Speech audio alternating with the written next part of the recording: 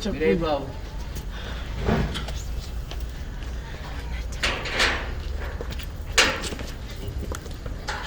Yo. Wandidzingiza basa ne. Kana kule maswera se. Masuda kutonda ningetezo. Yo. Maswera se kule. Taswira. Kana kule.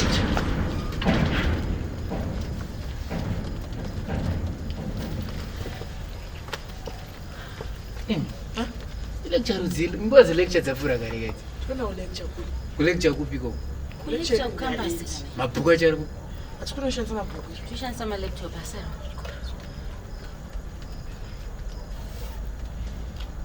Munjaridzingisa basa imi. Atombokudzingisa. Nzandononga balance ka. Nzandononga ndakabva kugoko ngamwenyi. Une problem here.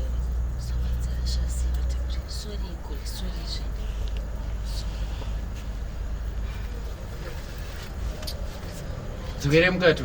Asuda zvisina basa pana. Akule manje sazvibude manje stoenda kuchikoro. Kuchikoro kupi kwamusina mabhuku? Mauzondibowa manje. Mireti tauri nchokwadi isusu tine kwatuda kuenda. Toenda out. Sikatoita chikumbiro mungotibvunza zvanhasi chete. Kana gokwe chari kungati anobvuma zvamukutaura. Hapana munhu akabvumira. Dzokere mukatu hey. Kule. Bona ini. Iri dziri singa changuri everyday yati. Tino asa. Bata ini baba.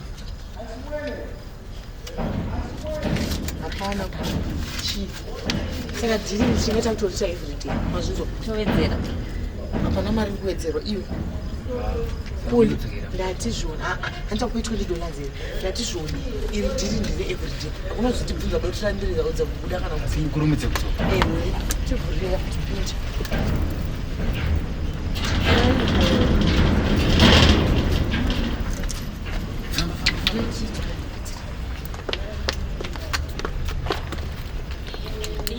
Ndoshanda kupira perfume ndatichengetai.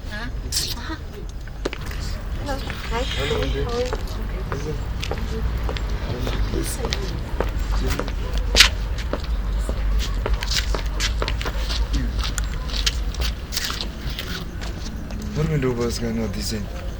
Kind of lecture. Lecture? Oh, you've seen a lecture it won't was in it. I don't the Bunzi you know the lecture appear. I'm funny or be oh. No baby. Cool. Cool. Chi. What's that about? That's great. Go my baby are we doing? Vari kuenda kulecture mama ati Lecture. Ndozo wakudza ona kulecture. Oh. It's okay.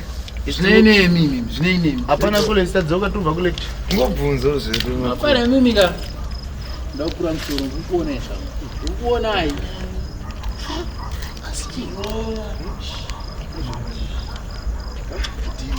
Idiri. Esichatomuganyisa manje asi. iwe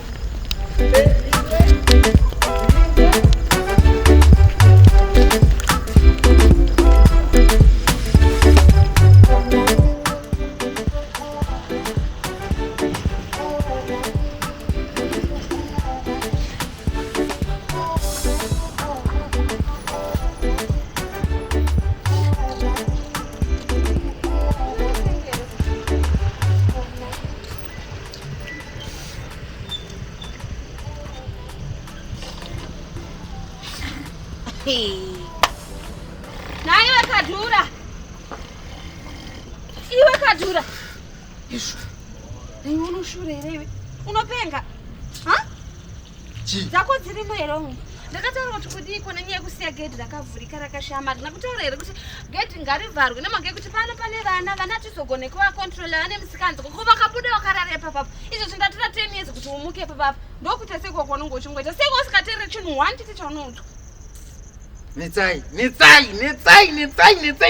Chiki uri kunetserei kwenini? Ndakavinga iwe here panapa naiwe.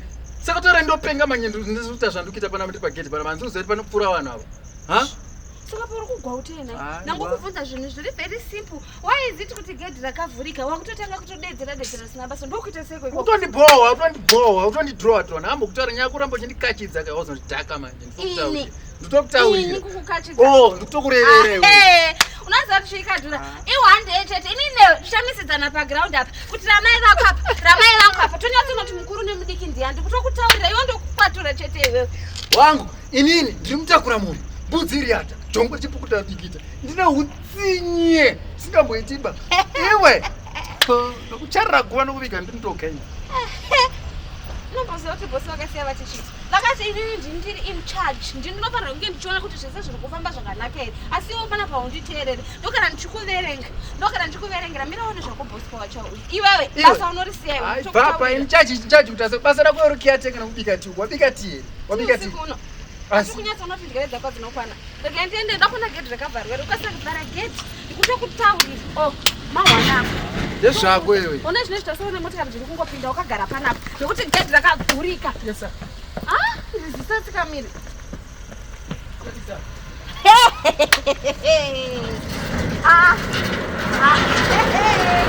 tegerekomunikazeko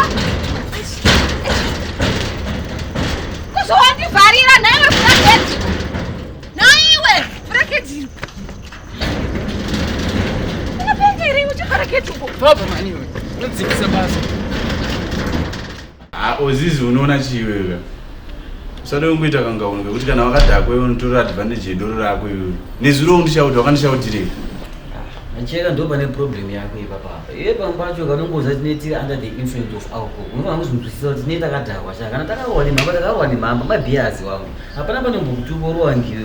Unomira nezvinhu zvakawanda. Tozongomukira ngokutuka pasina zvawandiita. Musadaro mani.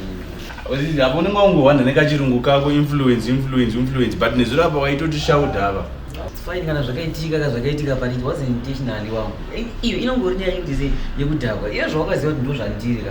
Wakadiwa wakatora video kana kungotora audio zvayo ka worecorda zvako. Wozonimudza kuti wangu iyi ndo yawakaita. Kwete kuda kutitorera advantage kuti nezona ndakadhakwa kana ndakadhakwa ndongomudza chero. Nyacho ndichaibvuma sei kana isina muposo. Ndagara natongokudza kuti yakaita nezuro iyo inondisipaka zvamusha.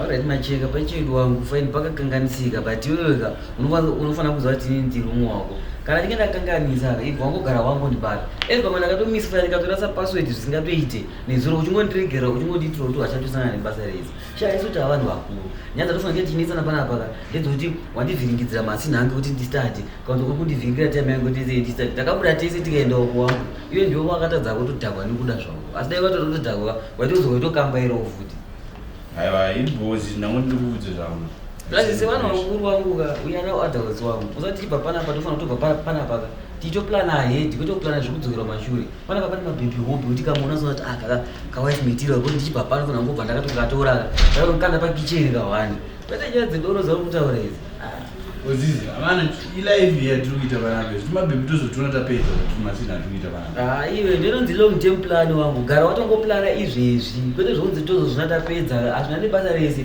panapa ndobva nedigiri rangu kabhebi rabva kane digiri rako unati ndabva panapa ndokasiya papaka ndoenda kotsvaka chimwe chindabudzura chitorana nafazhuko chazvishande open your eyes wangu ndoinonzi life yacho iyoyi ukatadza kuvhurika iye zvine zvere unofane nhamo udza mufesi kuti ata zvokutamba dilife plus ndomukana wacho peshiwe ukurina masikati nadziko naisha wonditino hapana hangu shandu kungozorora ndinokuzorora tokanda ini ndane 3 days ka amuvhibindidza kudzori kuita ndisikuzoona musheni chii ndaita senesi kana hapana kungozorora chete asi ane nhumbu kani tino ndingati nhumbu ufunga kuti handizive kuti kune mamorning after handina nhumbu ini nditofila kuti ngeune nhumbu saka chii tozondiudza sha naizvozvinzibisisei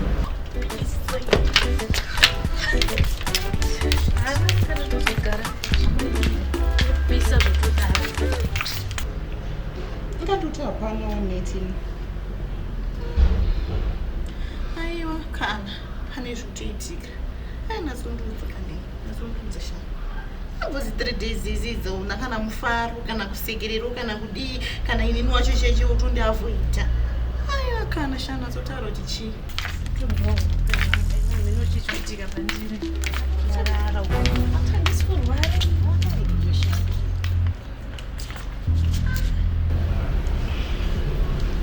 Tinofana zvekuitika pandiri but ndakakudza uzoudze vanhu. Kana nditombodaro sha iwe uziva kuti uri wangu kasha aiwe ndikabva ndakudaro kana ndimbodaro andinazonzwisisa kuti nditi ndosiki yacho here kana kuti ndikubuda nedischarge iri kunhwaso endoso kuvaviwa mudumo mangu muri kurwadza nechepazasi kutonge pablood or something asi kana ndikuti ndosiki yacho here kana kuti ndikaita imwe infection handisonzwisisa. Right, ndosaka ndakanzwa muri muchitaka kusimela ndakashoti kasimeo kari kubva kuba tinosaka kuti ndakunwa. No my friend, asi kubva turi kunwa kana but ndoma symptoms esiki yayo exactly ndiyayo ndiyayo sha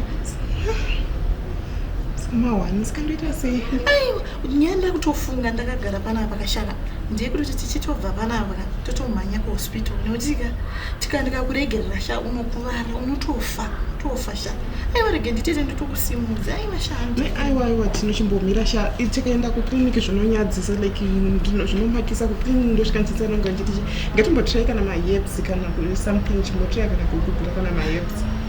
Inini hangu kashaka inini zvese zvokutotara maprocess antononokera andi clinic noba injection ndori rinotoita kuti zvistope zvese zvinhu zvauri kunzwa izvi sure ndino zvapera. aiwa kana ndikusimudze shatendi simuka tendi ndosvika sepa aiwazosvika kushaisha aiwa kana shamari ndikatokuregerera kaunga tokuda sabenisungi ndokusuna sabeni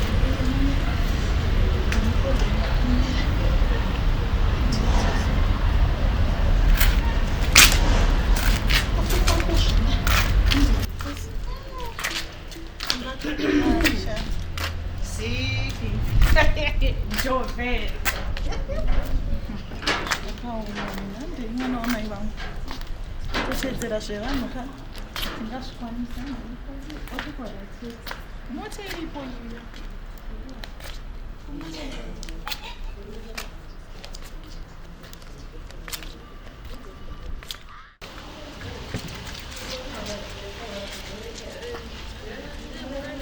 aiwa mwachashaini kuyanika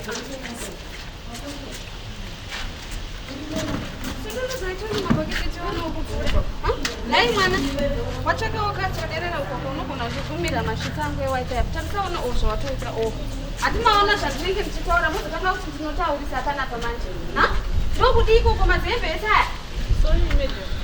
Aiwa apa paraini apa pachiri nespace yese yekuyanika. Munoyanika hembe dzenyu ikokoko. Monyatso make sure kuti maturikidzanisa hembe dzenyu ikokoko.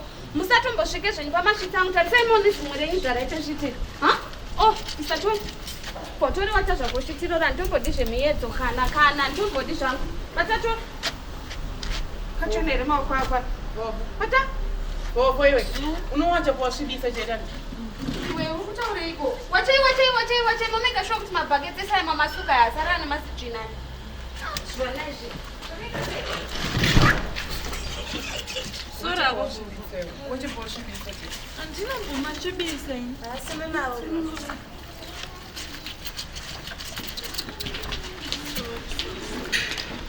Ndekuvava?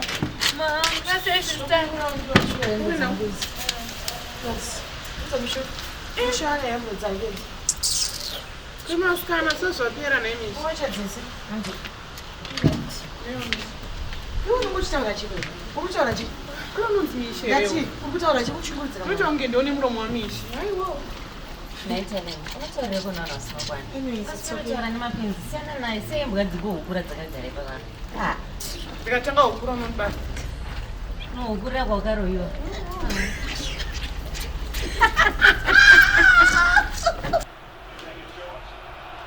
Kone Belinda. Ende. Kusevana kutakazochinjira marumsi. Mfana sapinga usuzori kuna kwa paro pendwe. Chande ndikatomborizivi. Anoraita ite.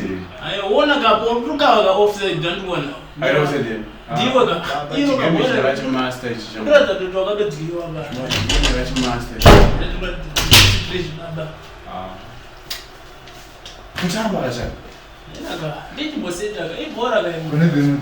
Mabla mazwe. Kune biru kuitika asi mfana wazimwe. Mvuza zvamunhu unoti ndi. Eh? Mvuza zvamunhu unoti ndi. Kobe mutu. Kwande ibi obize. Bula ndikutamba ka game Viva. Watu na munhu unotamba ne vanhu. Unodedza vanhu murume mukota ya masini yedu munhu. Wene mutatu ngoyisa masina ndedu tese. Bemuti. Ndakudza chinhu mwana chonofana kuziva. Yotoshiya newe room atambe newe. Masini yedu sabati. Uzvinzwa. Ndatopedza newe masini yedu sabati. Chamani.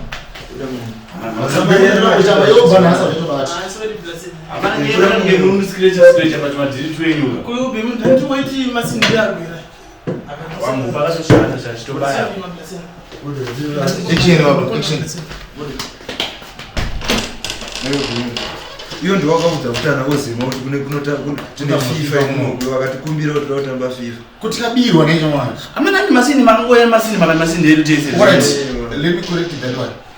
Uyu jatu baba ukataka yani masini 2 akali na FIFA ya 2 anemwe rudeni inini akatondipa iyi. Saka mfano ndo itozi ndi yangu inongotambwa nini na jati. Kugoko amana kuya ne ma FIFA kunoko. Wazinzo. Iyo tokushiya newe room chete.